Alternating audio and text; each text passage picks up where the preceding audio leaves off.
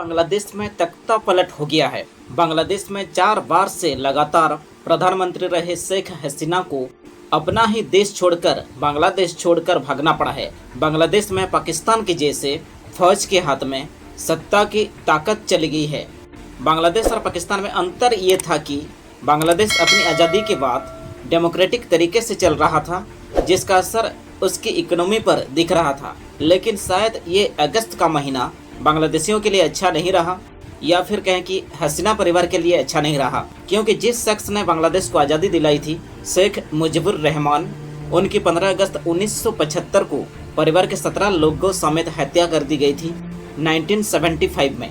तब शेख हसीना इसलिए बच गई थी क्योंकि वो विदेश में थी अपनी बहन के साथ। फिर वो देश लौटी और बांग्लादेश के सबसे लंबे समय तक रहने वाली प्रधानमंत्री बनी, एक ग्लोबल लीडर बनी।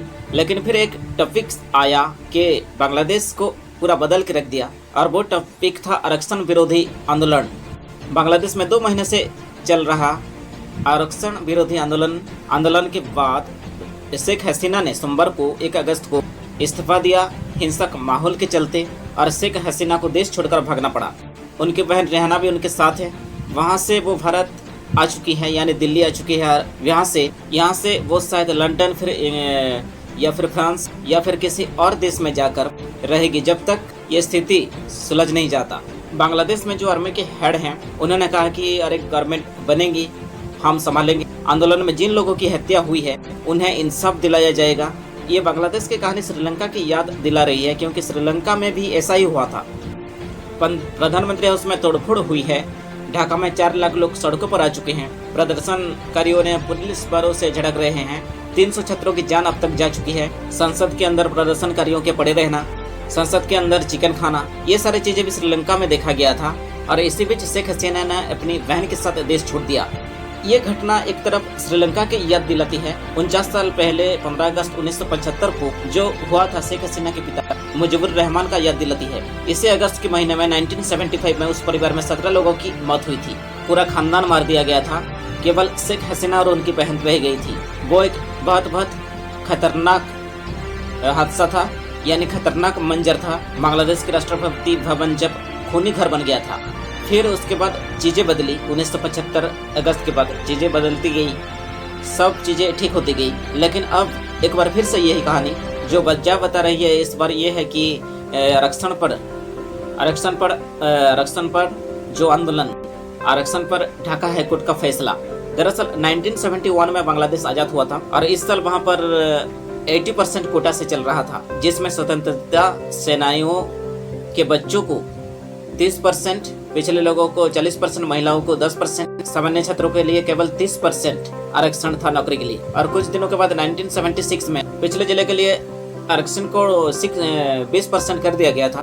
सामान्य छात्रों को थोड़ा फायदा मिला, उनके लिए 40 सीटें होगी। 1995 में पिछले जिलों का आरक्षण हटाकर फिर से 10 कर दिया गया। शुरुआत में स्वतंत्रता सेनानियों के बेटों को आरक्षण मिलता था। कुछ सालों बाद स्वतंत्रता सेनानियों के बच्चों को मिलने वाली सीटें खाली रहने लगी। इसका फायदा सामान्य छात्रों को मिलने लगा। लेकिन जब 2009 में इनके पोतों को फिर से आरक्षण मिला तो फिर से पब्लिक के अंदर नाराजगी देखने को मिली। 2012 में विकलांग कोटे के लिए भी एक कोटा जोड़ दिया गया। लेकिन 5 जून 2024 को ढाका हाई कोर्ट ने जो फैसला सुनाया, जिसमें पुराने कोटा सिस्टम को कैंसिल करने को कहा, और वहीं से छात्र जो है भड़क गई, और भड़कने के बाद कहानी बिगड़ गई।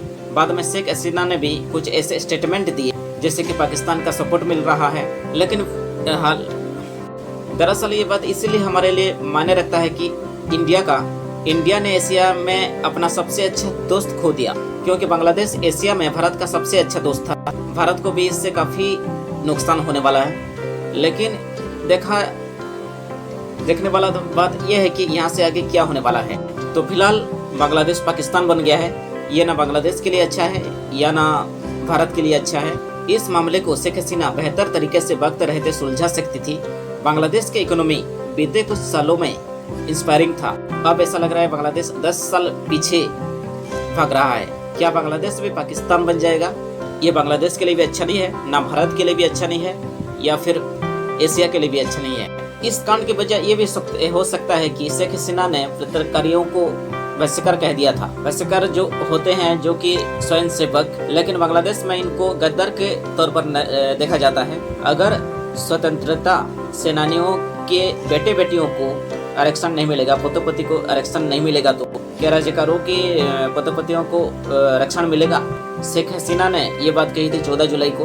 तो ये सुनकर प्रदर्शनकारियों ने सरकारी टीवी चैनल पर आग लगा दी। यही से शायद पूरा मामला गड़बड़ हो गया। फिलहाल आखिर में बांग्लादेश के प्रधानमंत्री को इस्तीफा देना पड़ेगा शेख हसीना को। फिलहाल ये स्थिति आउट ऑफ कंट्रोल है। ये स्थिति इतनी खतरनाक है कि शेख हसीना बांग्लादेश में रह नहीं सकती। कहाँ जाएंगे यहाँ से, लंदन या फिर फिनलैंड, पता नहीं।